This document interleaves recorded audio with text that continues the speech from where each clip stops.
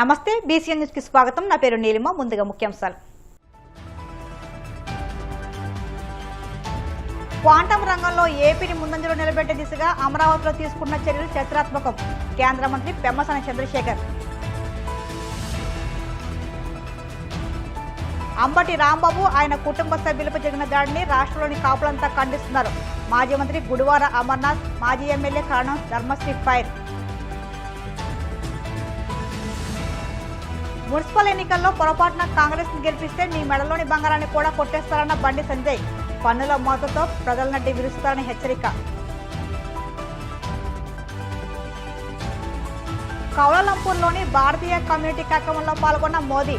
Bharat Malaysia బంధాన్ని ఇంపార్ట్గా అభివర్ణించిన ప్రధాని. Quantum విప్లవానికి అమరావతి కేంద్రంగా నిలవడంతో పాటు దేశాభివృద్ధికి దిశానిర్దేశం చేసే నగరంగా మారుతుందని కేంద్ర మంత్రి పెమ్మసాని చంద్రశేఖర్ అన్నారు. రాజధాని అమరావతిలో క్వాంటం వ్యాలీ భవన నిర్మాణాలకు శంకుస్థాపన కార్యక్రమంలో మంత్రి పాల్గొని ప్రసంగించారు. ప్రపంచవ్యాప్తంగా క్వాంటం కంప్యూటింగ్ పై భారీ పోటీ నెలకొని రాబోయే దశాబ్దాల్లో ఇది $100 బిలియన్ ఆర్థిక విలువ సృష్టించే రంగం కానుందన్నారు. నేషనల్ క్వాంటం మిషన్ కింద 6,000 కోట్ల పెట్టుబడులు, స్టార్టప్ వ్యవస్థ విస్తరణ, సాంకేతిక విద్యాసంస్థల పెరుగుదల దేశ సామర్థ్యాన్ని ప్రతిబింబిస్తున్నాయని తెలియజేశారు. క్వాంటం రంగంలో ఏపీని ముందంజ నిలబెట్టే దిశగా అమరావతిలో తీసుకున్న చర్యలు చరిత్రాత్మకమని పేర్కొన్నారు. And it is also a proud moment to be part of this Amaravati. And in this event, this Amaravati today is being built not just with bricks and mortar. It is being built with qubits and algorithms of the future. If you look at it, why a lot of people are wondering, why quantum computing today. If you look at it, the classical computers that brought us the digital revolution are reaching their limits. You look at Google quantum processor, it's all in 200 seconds what would take classical, even modern supercomputers days to weeks. You look at IBM, Microsoft, Amazon, they are racing to build quantum clouds. China has launched quantum satellites. And the European Union has invested billions in quantum research. Why? Because if you look at the last year alone, the quantum ecosystem generated $1 billion in revenue within a year. And by 2040, it is projected to reach close to $170 billion of revenue and also up to $850 billion of economic value when you combine traditional classical system with a hybrid quantum blend. The reason is, historically quantum computers have qubit errors. However, the threshold for those corrections are advancing rapidly. And quantum as a service, just like how we use software as a service, is rapidly expanding. Whether you take Amazon, Microsoft and IBM are democratizing this quantum as a service, allowing businesses to experiment without building their own computers. Therefore, this changes from lab curiosity to industrial capability. May not be for everything, but definitely for high value problems where classical systems struggle. And if you look at India is not starting from zero unlike the other time when we had a classical computing.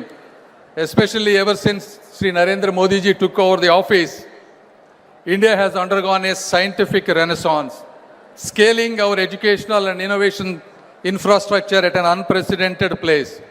One testament to that is India put a mission on Mars for less than the cost of a Hollywood movie. This is a reality. We have launched 7 IITs, 16 IIITs, democratizing allied technical education nationwide. Startups from 300 to close to 200,000 plus, creating the world's third largest ecosystem in a decade. As others have mentioned, this national quantum mission alone has a budget allocation of 6,000 crore. But the real advantage of India is not just about this money. It is about the talent, cost effectiveness, and the momentum that we have at this stage. If you look at, if you have to hire a quantum engineer in California, you have to spend close to $300,000. But at the same cost, we can get 3 to 4 brilliant minds, and these people are hungry, educated, and are ready to learn. So at the same time, we don't need to reinvent the quantum mechanics. All we have to do is engineer applications, build algorithms, and create solutions to Indian problems. Vangaveeti Ranga హత్య నుంచి అంబటి రాంబాబుపై దాడి వరకు కాపు నేతల్ని TDP ప్రభుత్వాలు target చేస్తూనే ఉన్నాయని మాజీ మంత్రి గుడివాడ అమర్నాథ్, మాజీ ఎమ్మెల్యే కర్ణం ధర్మశ్రీ ఆరోపించారు. లడ్డూ నెయ్యి వ్యవహారంలో కొవ్వు ఆరోపణలు చేసి దొరికిపోయిన ప్రభుత్వ పెద్దలు ప్రశ్నించిన అంబటి రాంబాబు ఇంటిపై దాడులకు దిగారని తెలిపారు.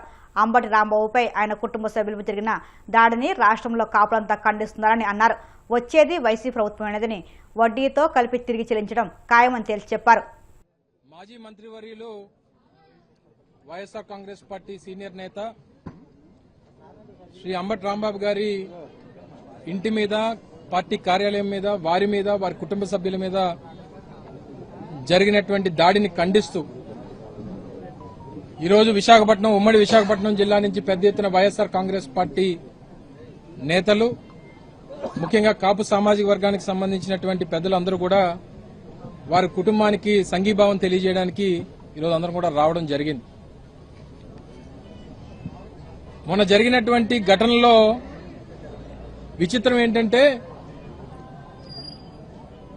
ప్రేరేపించింది వాళ్ళే, తిట్టింది వాళ్ళే, ఇంటి మీదకి వచ్చింది వాళ్ళే, ఇల్లుని తగలబెట్టాలని చెప్పి చూసింది వాళ్ళే, పార్టీ కార్యాలయాన్ని ధ్వంసం చేసింది వాళ్ళే, రాంబాబు గారిని హత్య చేయాలని చెప్పి చూసింది వాళ్ళే, తిరిగి కేసు పెట్టింది కూడా వాళ్ళే.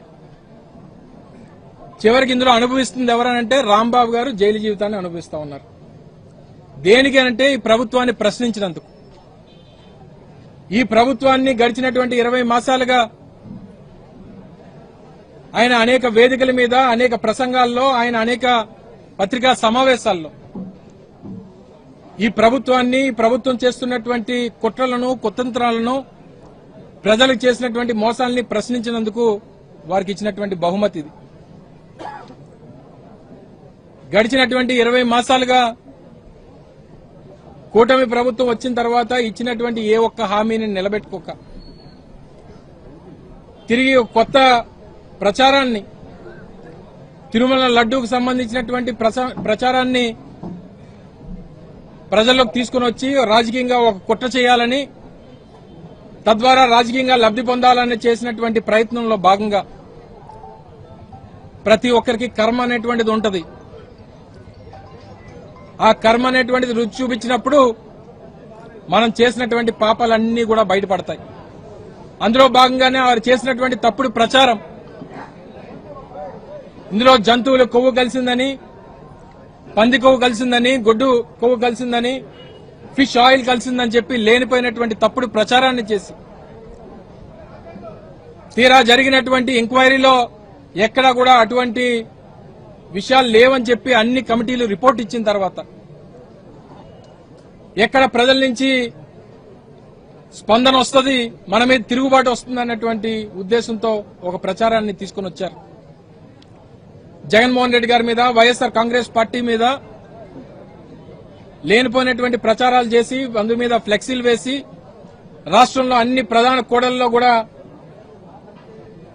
ఈ ఫ్లెక్సీల్ని ప్రదర్శించి రెచ్చగొట్టేటువంటి కార్యక్రమం చేస్తే 30వ తారీఖున రాంబాబు గారు హెచ్చరించారు, 24 గంటల్లో దాన్ని తీయకపోతే మేము తొలగించాల్సినటువంటి పరిస్థితి వస్తుందని చెప్పి. 31వ తారీఖున రాష్ట్ర వ్యాప్తంగా వైఎస్ఆర్ కాంగ్రెస్ పార్టీ ఒక కార్యక్రమానికి పిలుపునిస్తే ఆ తిరుమల తిరుపతి వెంకటేశ్వర స్వామి వారి తాలూకా ఆ సన్నిధికి వెళ్లి అందరూ కూడా అన్ని నియోజకవర్గాల్లో ఈ ప్రభుత్వానికి బుద్ధి రావాలి, వారు చేసినటువంటి పాపాలు తెలుసుకోవాలని చెప్పి ఒక పూజా కార్యక్రమాన్ని ఏర్పాటు చేశాం. నెల్లూరు జిల్లా గూడూరు పట్టణంలోని బీసీ రెసిడెన్షియల్ బాలికల పాఠశాల వార్షికోత్సవ కార్యక్రమం ఘనంగా జరిగింది. ముఖ్య అతిథిగా ఎమ్మెల్యే పాసం సునీల్ కుమార్ హాజరై జ్యోతి ప్రజ్వలన చేశారు. చిన్నారులు ప్రదర్శించిన సాంస్కృతిక కార్యక్రమాలను తిలకించారు. అనంతరం 10వ తరగతి విద్యార్థినులకు పరీక్షా సామగ్రిని అందజేశారు. ఈ సందర్భంగా ఆయన మాట్లాడుతూ రెసిడెన్షియల్ పాఠశాలను ప్రవేశపెట్టింది నందమూరి తారక రామారావు అని, ఆయన ఆశయాలను కొనసాగిస్తూ విద్యాశాఖ మంత్రి నారా లోకేష్ అనేక వసతులు కల్పిస్తున్నారని తెలిపారు. ప్రభుత్వ పాఠశాల చదువుకుని ఈరోజు ఎంతో మంది కలెక్టర్లు, డాక్టర్లు, లాయర్లుగా ఉన్నారని, చిన్నతనం నుండే ఒక లక్ష్యాన్ని నిర్దేశించుకుని చదువుకుని ఉన్నత స్థాయికి ఎదగాలని సూచించారు.